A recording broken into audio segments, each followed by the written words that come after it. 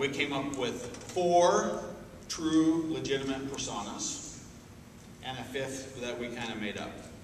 And I'll explain why we made them up. I brought them with me today. The thing about personas is something that from a segmentation perspective, I name them.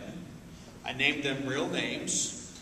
We have a little war room where we're putting our strategy together. They're posted in the war room. They have pictures.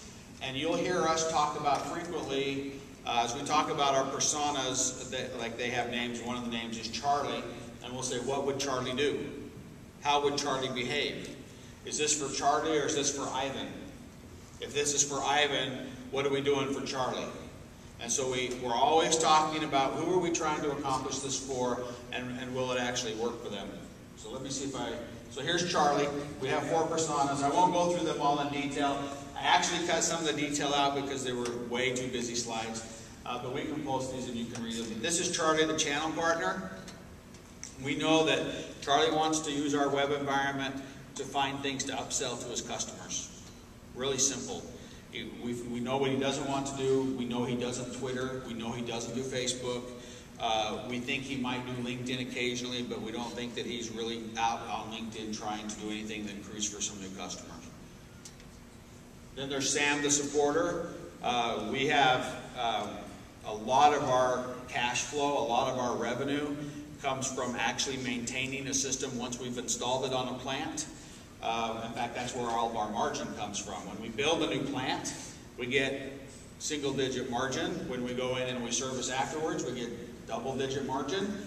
But we found out that Sam, the supporter, was the most frustrated of all of our customer set in using our environment to support his environment.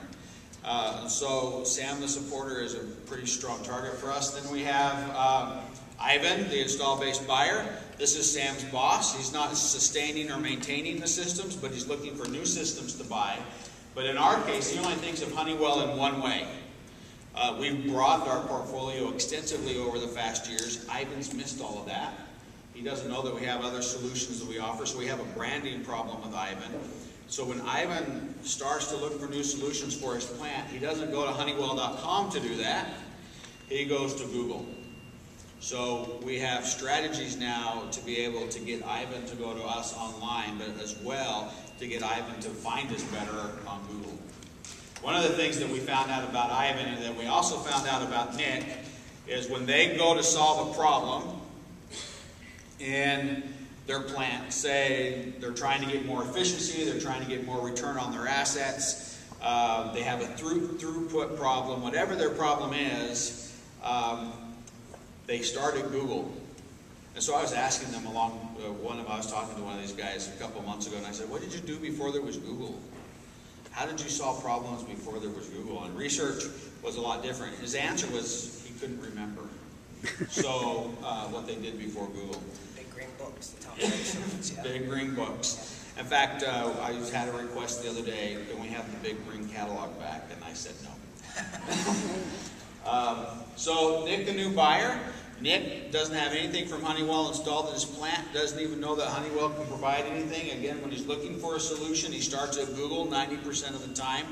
And I'll show you later, we're designing our entire system to optimize to Google's algorithm.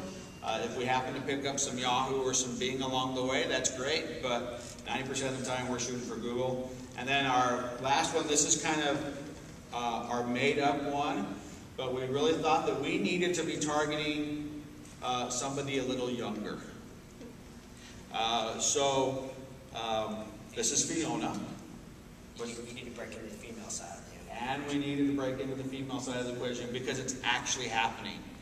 So our research validated that we have this big segment of our market over here that is in the 55 to 65 age range. But what are they all doing? They're all retiring. Well, they were all hoping to retire. So, but some of them still are. Maybe they slowed down a couple of years. But every one of our largest customers, and our customers are ExxonMobil, Shell, British Petroleum, all those companies, they have huge efforts right now to recruit Fionas. And so in the next 5 to 10 years, Fiona is going to become our decision maker. And how she finds us and how she interacts with us in an online environment is going to be completely different than Ivan, Nick, and Sam. Completely different.